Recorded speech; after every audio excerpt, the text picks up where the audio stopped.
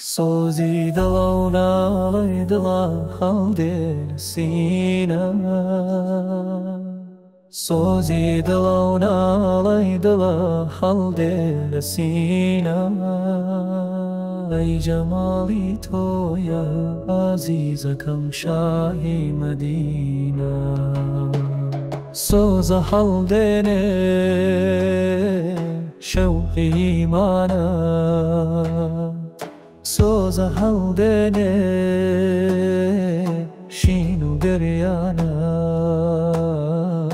سۆزەوە بە کوڵ دێنێ ڕەحمی یار یار یار یار سۆزە ژەنگی مەسیە دڵژی یار یار یار یار هەر لە سلێمانیە موحەمەد تا مەدینەی تۆ